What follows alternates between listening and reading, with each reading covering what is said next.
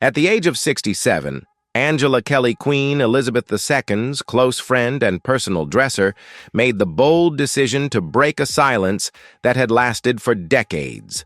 Throughout her years working within the palace, Angela witnessed special moments and intimate scenes that few others ever had the chance to see. Behind the wall of royal protocol, she was the one person who truly understood what the Queen was going through. How did Queen Elizabeth feel, knowing that every step she took was watched by the eyes of the world? And how did she cope with loneliness?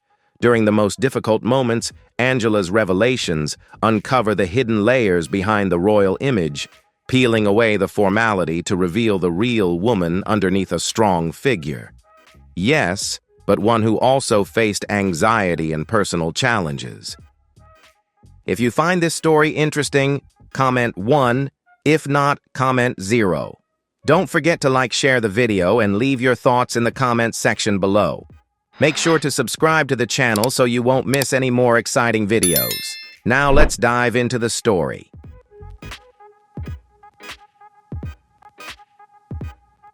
This is the story that the royal family hoped would never be told. A story of the journey from an ordinary girl to a loyal companion of the Queen, a rise not easily achieved within the monarchy. Angela Kelly, not from a family of power or wealth, but from a humble background where she had to struggle to find her place in society. Born in Liverpool in 1957, Angela grew up in a council housing estate.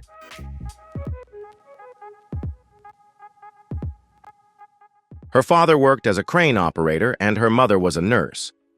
Even after becoming a part of the royal household, Angela never forgot her roots.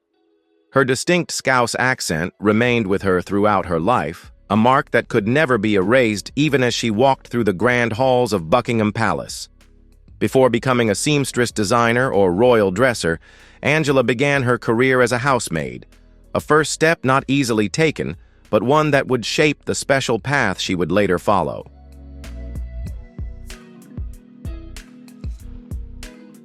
In 1992, Angela Kelly began her work at the British Embassy in Berlin under the leadership of Ambassador Sir Christopher Mallaby. But one day in October that year, her life changed quietly yet profoundly. Queen Elizabeth and Prince Philip visited the embassy. Angela didn't show any signs of being overwhelmed. Instead, she struck up a conversation with the Queen and casually mentioned her plans to return to England. Little did she know this casual conversation would lead to a major turning point in her life, an invitation to join the royal household.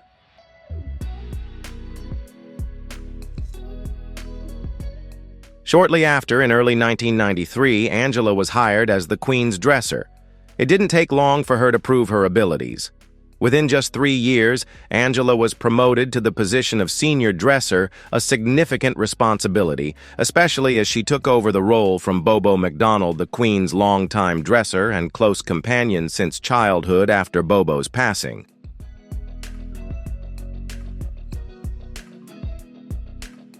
Angela stepped into a challenging role, having to fill the large shoes of her predecessor, but she found a way to carve out her own space. However, Angela Kelly was not just about arranging clothes and choosing fabrics. She was a listener, a learner. Over time, the unthinkable happened. She grew incredibly close to the Queen. In a world full of ceremony and barriers, Angela gently broke the rules in her own way.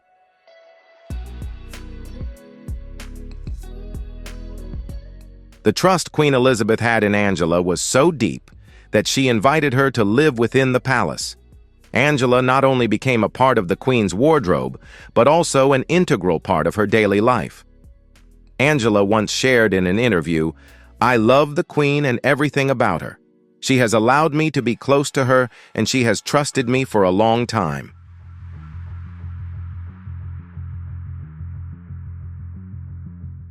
This closeness was no accident. Angela brought much more to the royal family than just style. She brought humor, loyalty, and a keen ability to observe, paying attention to every detail. The Queen, often known for her formal and reserved image, greatly appreciated Angela's wit and the charm of the Liverpool native. They shared quiet moments together, walking side by side without any need for fanfare or selfies, just trust.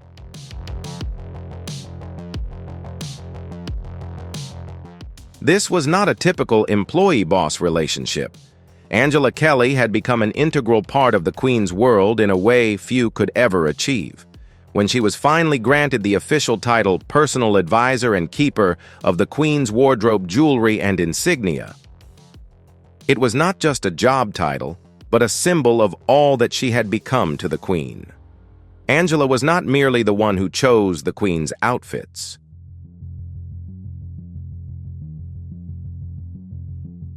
She managed the royal jewelry collection, handled priceless historical pieces, and researched customs and traditions for foreign visits.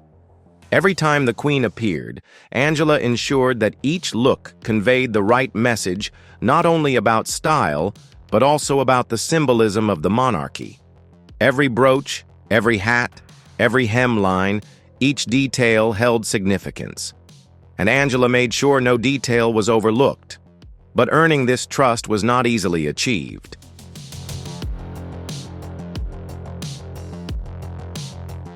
With absolute trust, Angela repaid it day by day, hour by hour. So how exactly did she do it? To answer this, we must go back to the early days before the titles, before the fittings, and see the relentless effort Angela put into becoming the Queen's most trusted companion in every decision regarding her wardrobe.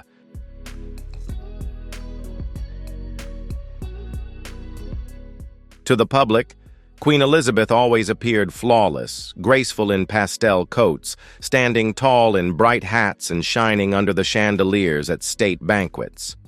However, behind every carefully chosen outfit was Angela Kelly, the woman who crafted the hidden masterpieces.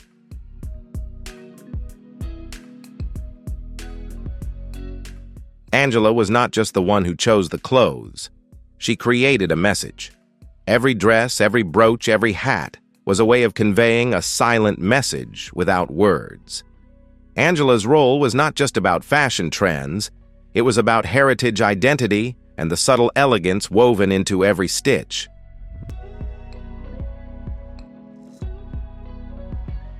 Her job was not about choosing outfits on a whim. Angela had to think on a much larger scale.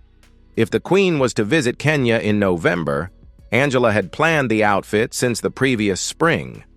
Every fabric, color, and style had to align with the event, the weather, the culture, and the Queen's comfort. There was no room for guessing, no room for surprises. Angela revealed in the other side of the coin that bright colors were not just the Queen's preference, but a necessary requirement.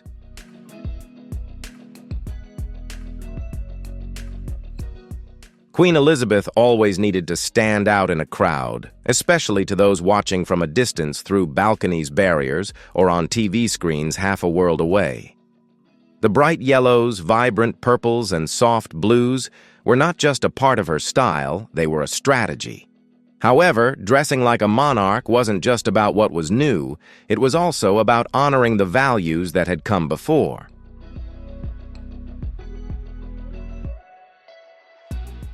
Angela Kelly once shared that she often used fabrics from many decades ago, some dating back to 1961.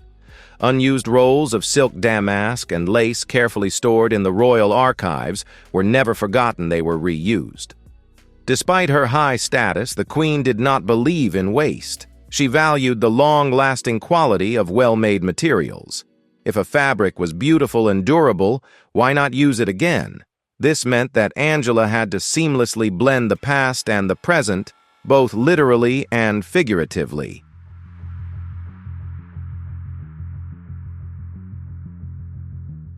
Angela had to take an old roll of fabric and transform it into a modern, elegant outfit fit for a 21st century queen. And she did this with quiet pride. One of the lesser-known yet deeply moving details Angela shared was how she prepared shoes for the Queen. As the Queen often had to stand during long walks, state ceremonies, and public events, comfort was essential. However, new shoes often came with stiff leather, causing painful blisters.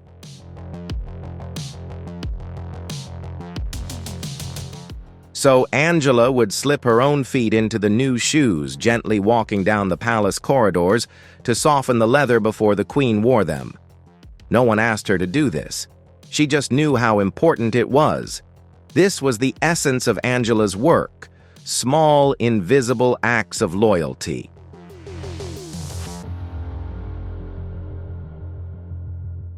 Her workspace within the palace was neither flashy nor glamorous. It was organized like a high-end archive. Each outfit was meticulously cataloged with handwritten notes, fabric samples, and photos. Everything was carefully stored with labels to ensure the queen was never seen wearing the same outfit twice at major events. However, recycling outfits didn't mean it was impossible to update them. Angela often revamped an existing coat with new buttons or altered the trim to breathe new life into it.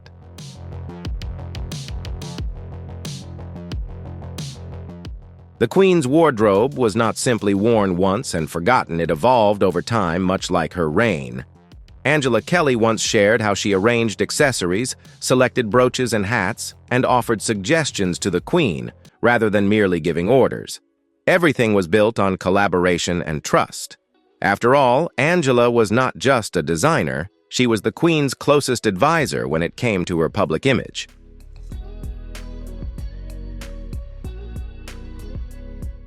People often praise Queen Elizabeth's timeless style, but few know that behind every look were hours of research, attention to detail, and sleepless nights from Angela. She made sure nothing was overlooked, from the shade of the gloves to the significance of each brooch. However, Angela's role was not limited to just the usual royal events.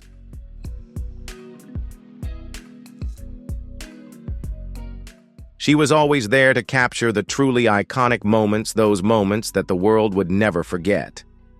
And one of the most unforgettable moments, a bold and surprising moment that left millions stunned as it unfolded live on screen.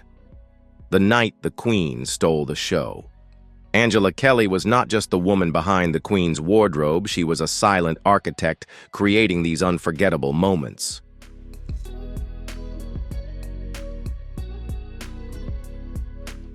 And one of those moments didn't involve pearls or brooches. It involved an umbrella James Bond and a stadium full of astonished faces. The world was watching the opening ceremony of the London 2012 Olympics. Billions of eyes were glued to the screen, expecting a display of British grandeur, perhaps a clever skit, a performance by Paul McCartney, or a nod to Shakespeare.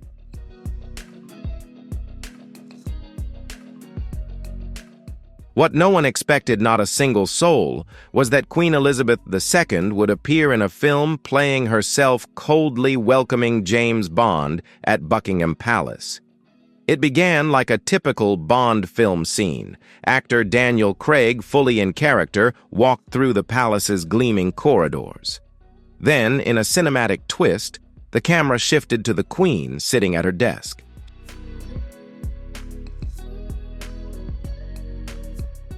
She turned around and calmly said, "Good evening, Mr. Bond." And at that moment, the Queen became a movie star. What happened next in the film was even more absurd. The Queen and Bond were seen boarding a helicopter flying over London and eventually parachuting into the Olympic Stadium, though, in reality, it was her stunt double who made that jump.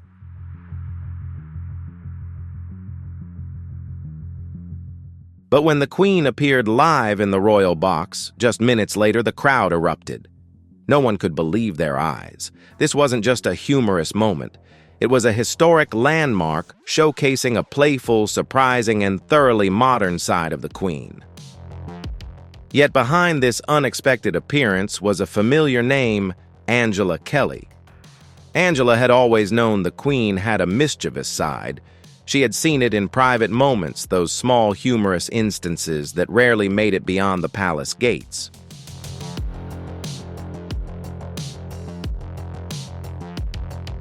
When director Danny Boyle and his team proposed the bold idea of inviting the Queen to participate in the London 2012 Olympic opening ceremony, most people assumed the answer would be a polite refusal. But Angela Kelly thought otherwise. She encouraged the idea, Angela didn't see it as unroyal. Instead, she saw it as an opportunity, a surprising way for the Queen to connect with a new generation.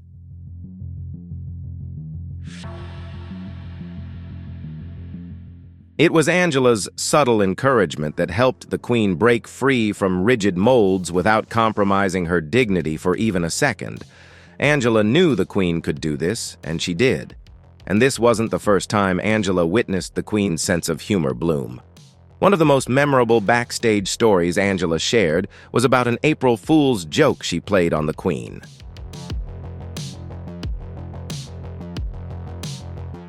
Angela found a lifelike stuffed kingfisher, a species native to Australia, and placed it just outside the Queen's window. She then told the Queen that a wild bird had flown in and perched there as if summoned from the Commonwealth. The Queen looked at the bird curiously, inspecting the toy with a serious expression.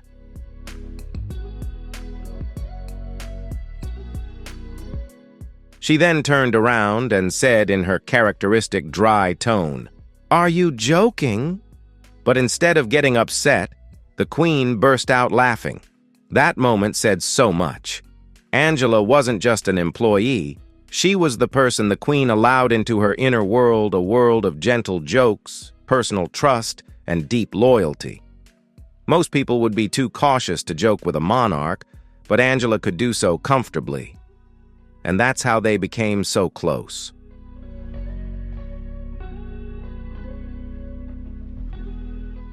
In a palace where ceremony governs every move, Angela brought comfort. She didn't just dress the Queen. She helped her feel human again, especially in high-pressure moments when every camera in the world was watching. Angela always stood outside the frame at major public events, an invisible support behind the Queen's calm and grace.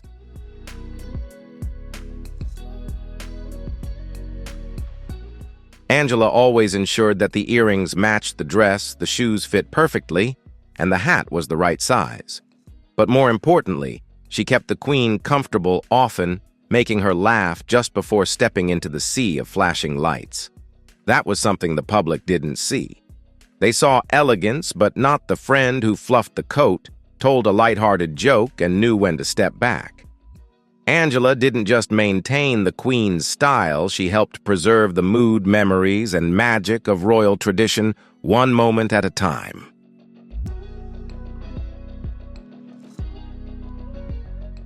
And while the Olympic moment may have been one of the Queen's most surprising appearances, it was not the only time Angela played a pivotal role in shaping royal history from behind the scenes.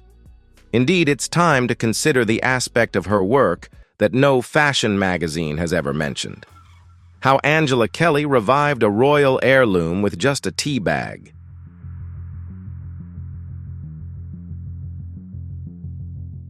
In the fashion world, recreating a dress may not seem like a huge challenge. But when that dress has been worn by generations of royals since Queen Victoria's time, it's not just about tailoring, it's about preserving a sacred piece of family history. In 2004, Queen Elizabeth II approached Angela Kelly with a quiet yet profoundly important request.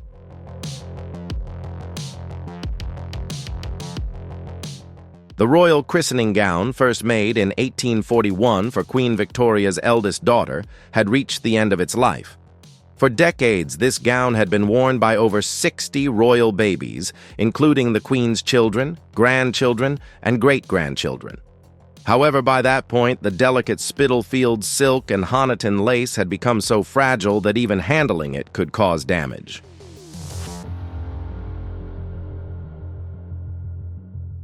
The Queen knew what needed to be done, but she didn't want any replicas. She wanted a new gown that felt like the original, a dress that honored the past without being a modern-day copy. And for this task, she chose Angela. It wasn't just about stitching fabric together, it was about capturing emotion, memory, and tradition in every stitch and thread of lace.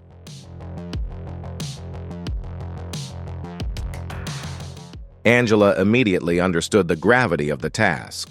Having worked closely with the Queen for many years, she knew just how deeply personal this gown was. It wasn't just a piece of clothing, it was a royal time capsule. Angela and her team began researching and meticulously recreating every detail of the original. The lace had to be exact, and the texture of the silk had to evoke the same feeling as the original gown.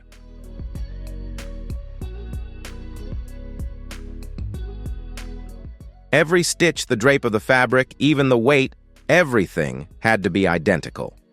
After several trials, they found lace from Italy renowned for its fine, high-quality textiles. However, there was one problem: the lace looked too new. It lacked the subtle aging and the charming yellowed patina of the original gown. The new dress risked looking like a costume rather than a priceless heirloom.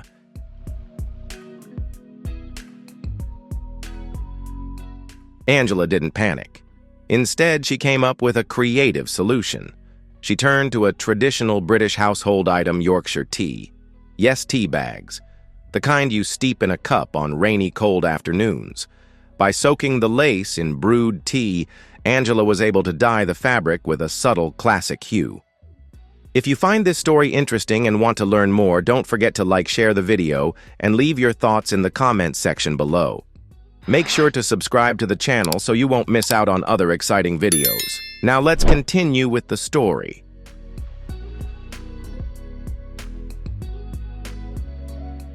This gave the lace the perfect cream color, faded enough to resemble the original, yet still fresh enough for a new generation.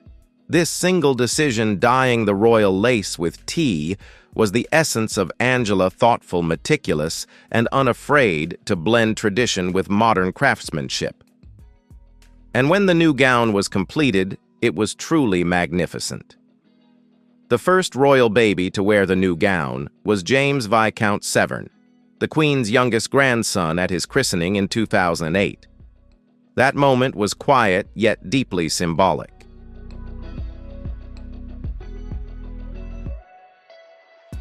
It marked the beginning of a new chapter, a chapter in which the royal family could still honor its origins while moving forward.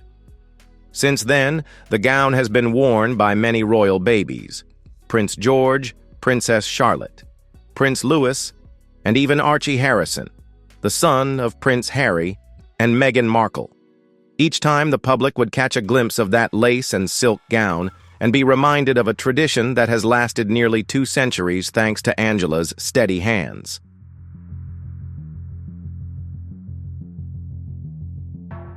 However, Angela's dedication did not stop at clothing and ceremonies. When the world changed in early 2020, with the COVID pandemic, life within the palace changed as well. Suddenly, everything slowed down. The untold story of Angela Kelly within the royal bubble began to unfold. As the world paused due to the pandemic, even the grand gates of Windsor Castle quietly closed.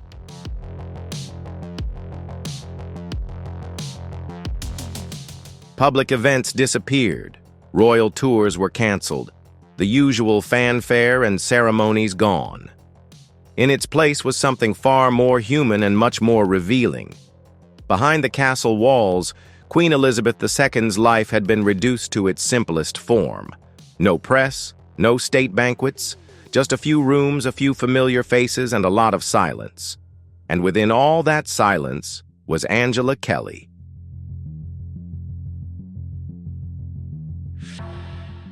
Angela, who had once served the Queen at lavish banquets and historical ceremonies, now found herself doing something far more private, caring for the Queen in complete isolation.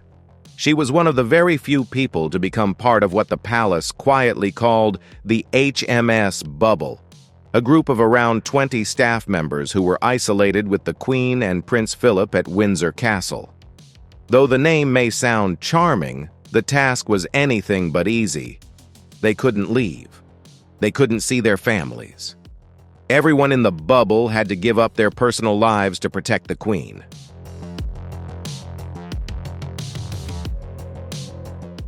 Angela didn't just give up weekends or holidays. She sacrificed months of her life to ensure the safety of a woman she respected, admired, and had worked with for decades. Within the bubble, Angela took on multiple roles. She was no longer just the Queen's dresser. She became the housekeeper, the companion, even the hairstylist when needed. There was no one else to call in for last-minute adjustments or changes. Everything was scaled down.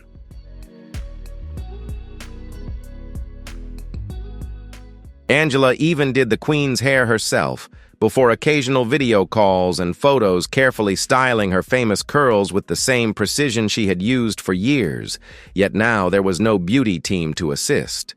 Meals became simpler routines, quieter, and the days longer. The palace, once filled with busy servants and the soft echo of polished shoes, had now become eerily silent.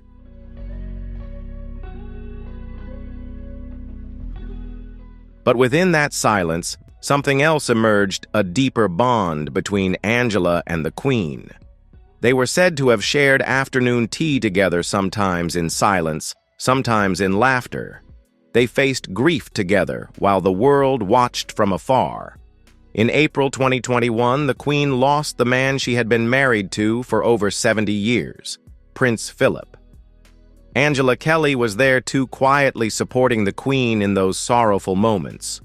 No photos captured those private moments, but the emotional weight of them remained present in every room they walked through.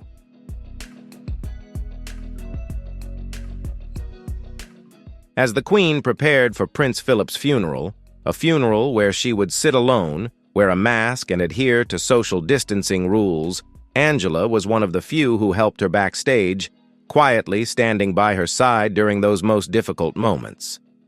Then something changed. As the royal bubble slowly dissolved and the world began to awaken, Angela did something no royal assistant had ever dared to do before. And it wasn't just bold, it was groundbreaking.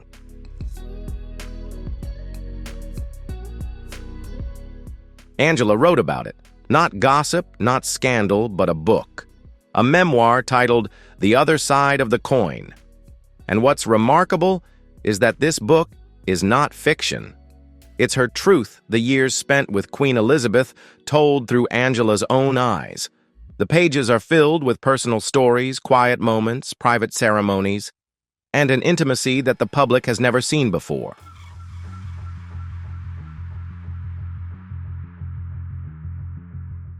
For the first time, the world heard about the reality of dressing the Queen before a state banquet, walking alongside her, laughing with her at breakfast, or sitting in silence together during the lockdown.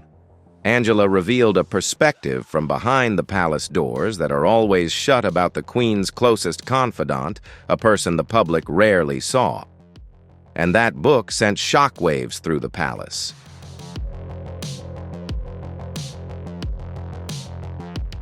Angela Kelly did the unthinkable. She stepped into the Queen's world and stayed there for over 2 decades. But what happened next truly stunned royal watchers.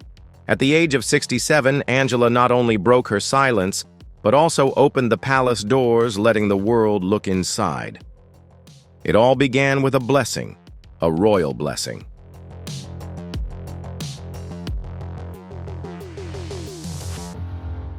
Queen Elizabeth II, a monarch known for valuing silence, privacy, and ceremony above all else, granted Angela a privilege no royal servant had ever received before: the right to write about their personal relationship. Not after retirement, not after the Queen's death, but while she was still alive.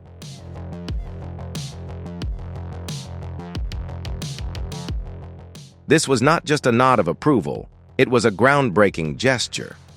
The Queen, who had always kept everything about herself private, essentially told Angela, "You can tell them about me." The result? A book that became a global headline. The Other Side of the Coin. The Queen, the Dresser, and the Wardrobe. Angela's memoir was unlike any book the royal family had ever seen before. It was not a scandalous book or a tabloid-style narrative.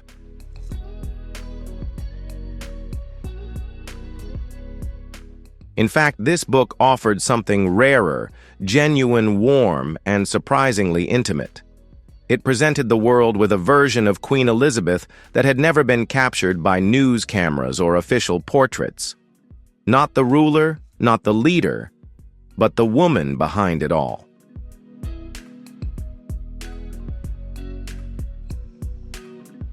The one who giggled at inside jokes, who liked things done a certain way, and who sometimes made spontaneous decisions that left everyone scrambling to catch up.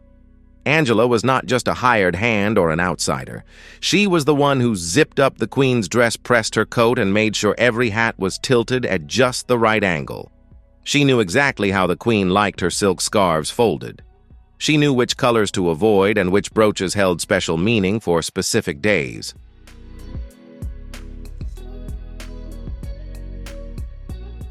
Angela even helped break in the Queen's new shoes. Yes, that's right, by walking around the palace to make them more comfortable. But more importantly, Angela understood the Queen's mood, her rhythm, and those moments when she just needed someone to sit quietly beside her. For many years, Angela had been a silent observer standing outside the frame in countless photos. Now, with the Queen's approval, she stepped forward to show the world what those private moments looked like.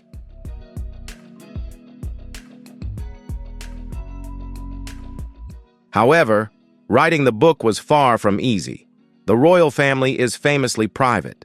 Staff are bound by unwritten rules, honored for generations: don't speak, don't reveal, don't step out of line.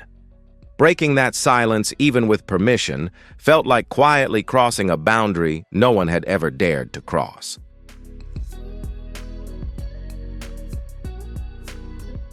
Angela understood this. She also knew that some people in the palace wouldn't be pleased.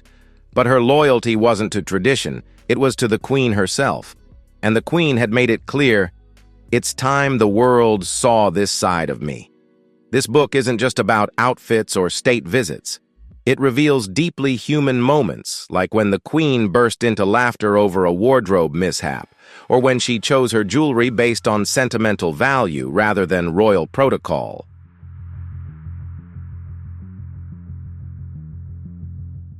Angela included details that made readers feel as though they were right there witnessing a very real, very relatable woman preparing for another day as a monarch.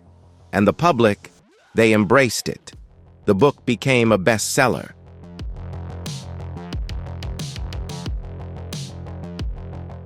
Readers were touched by Angela's sincerity and warmth.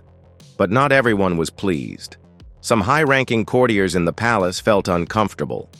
Even though Angela had royal approval, her openness was still seen as breaking the centuries-old silence of the palace. There were whispers. Some felt she had become too close to the Queen, while others believed she had been granted too much access.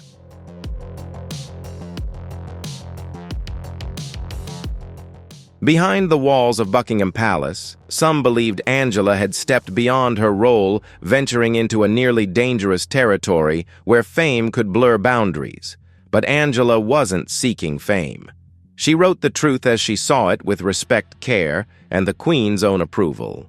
And perhaps it was that very truth that made the book powerful and controversial.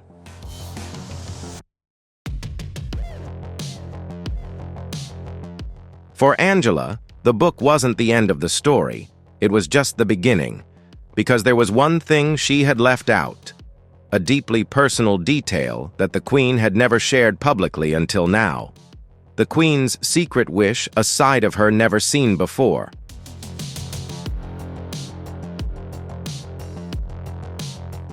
For decades, the world knew Queen Elizabeth II through countless portraits and formal photographs, capturing her as the embodiment of tradition and grace. These images were carefully crafted: stiff collars, perfect hats, precise posture, reinforcing the dignity of a monarch who represented centuries of history. To millions, she was the Queen on the throne, a figure seemingly untouchable, wrapped in layers of royal protocol and ceremony.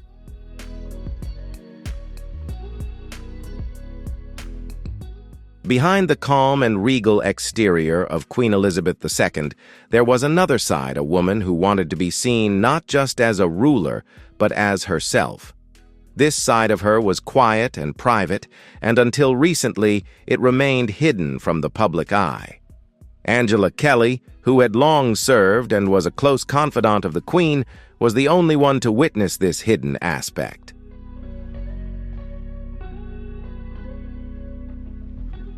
In her heartfelt and candid memoir, The Other Side of the Coin, Angela reveals one of the most surprising desires Queen Elizabeth ever shared. She longed to be photographed informally to show a more relaxed and authentic side of herself. This desire was truly groundbreaking from a royal perspective. The monarchy has always held tightly to its polished image, and every public event, every photo opportunity was meticulously choreographed to maintain centuries-old traditions. There was no room for casual snapshots or spontaneous moments.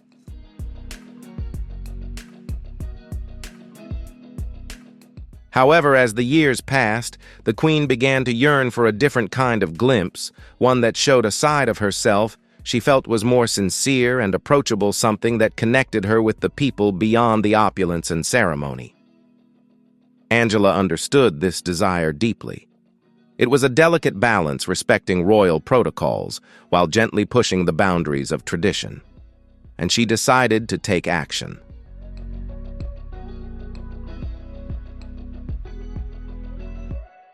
With the Queen's quiet approval, Angela organized a private, informal photo shoot, a relaxed, intimate session free from the flash cameras and the royal staff rushing in to fix every detail. This was Elizabeth like no one had ever seen before, comfortable, unguarded, and authentic. One of the most memorable images from that shoot was a simple yet powerful one, the Queen standing with her hands casually slipped into her pockets.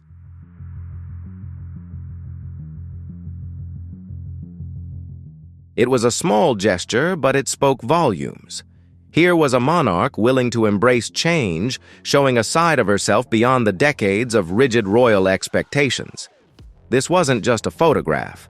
It was the Queen's silent rebellion against the strict image she was expected to uphold throughout her life. Angela's book contains many such private details and lesser-known stories, helping to vividly portray the Queen's true character.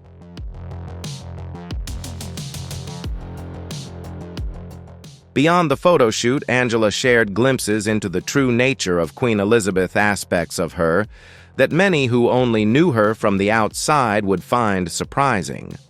One of those was the Queen's respect for the royal stockpile, a treasure trove of fabrics and materials accumulated over decades. Instead of always ordering new items, she often chose to reuse and recycle these old fabrics, demonstrating a surprising sense of thriftiness and practicality in a royal world.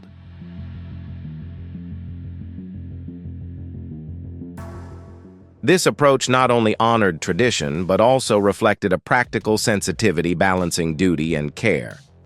Readers also enjoyed the anecdotes about the Queen's sense of humor, particularly her cheerful acceptance of April Fool's jokes. Moments like these, shared by Angela, helped soften the public's image of the monarch. They revealed a woman who could laugh someone with quirky and warm traits hidden beneath the crown.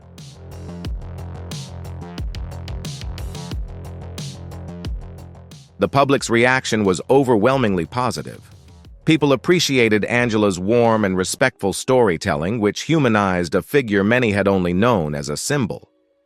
The Queen was no longer just a distant monarch. She became a person with emotions, practicality, and a surprisingly approachable spirit. The Other Side of the Coin opened a new window into the life of Queen Elizabeth, one full of grace, quiet strength, and authentic moments that most people had never imagined.